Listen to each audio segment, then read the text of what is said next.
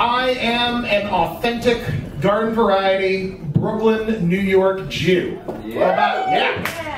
Born and raised in New York City. I'm about as Brooklyn as they come, all right? My favorite drink is coffee. My favorite sandwich is pastrami. My favorite cookie is the classic New York City black and white. Don't ask me which side I ate first. I don't see frosting. I don't think I particularly look Jewish, but a lot of my friends are like, oh my God, man, the minute you start talking, we know you're Jewish. I'm like, how do you figure that? And they're like, well, you never stop. We just had a really, really important holiday lately. It's called Yom Kippur, okay? So it's the closing of the Jewish New Year. And there's a couple like weird things that we have to do. So first off, we don't eat for like 12 hours. We pray all day for like 2 days in a row for a full weekend. You gotta throw like half a loaf of bread in the water for some strange reason. Then you stick a candle in a glass of wine, and the ritual is complete, and Hitler stays dead for another year. I've been with my woman, my monogamous relationship for like almost 13 years now. Thank you. And we got married like a week ago, like 2 weeks ago. I know. I'm the bad guy in this situation here. But you know, we've been together for a really long time. Like the other day, we were in the Flatiron, and we were just looking for something to do. It was like, oh hey, the Museum of Sex. It's like right up there up the street. You want to check that out? She was like, hey, I'm not in the mood. But we've been together for so long. We flirted on AOL Instant Messenger, right? That's awesome. Like I don't even say we've been together for 12 years. I'm just like, she had a BlackBerry when we met. That is right? So I'm born and raised in Brooklyn, and I went to a communication arts, like performing arts high school. Depending on where you come from in the country, you might call that a snowflake factory. It just basically means I know how to spell Oklahoma because I did the show in high school, not because I actually paid attention in history or anything like that.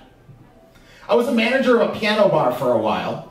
And some guy, when I was kicking him out because he was too drunk, he tried to make fun of me. He was like, listen, high school choir boy. And I was like, dude, my middle school choir was way more famous. I went to a musical theater summer camp for 7 summers in a row. My favorite things to do there were tap dancing, singing, and not sucking dick. Good last act. I grew up in New York City, like singing in show choir, doing high school musical theater, seeing tons of Broadway musicals with my dear mother. We call that a New York City on paper gay. My mother's living proof that you can try and turn your kid gay and still fail. My dad was a nurse. My dad was a nurse for pretty much like half my life, moving on. Really, he changed careers, you know. He worked at a hospice hospital in the Bronx, okay? He used to brag about how this hospice hospital was like one of the top 5 hospice hospitals in the country. If you're not aware, a hospice hospital is where you go to die. Like that's where they stick you when there's nothing left for them to do for you. So what I want to know is, what is like the lowest ranking hospice hospital doing? Are they coming out alive? Like how bad at watching people die do you have to be a bad hospital to go and die in, right? Can you shut this door? Or on your way out? Or thank you. Cool. Give it up for Mike. Give it up for Mike, everybody! Behind. Man, thank you. Man, I was on the Late Show when I was 9 years old, and I get upstaged by a barback. Yeah.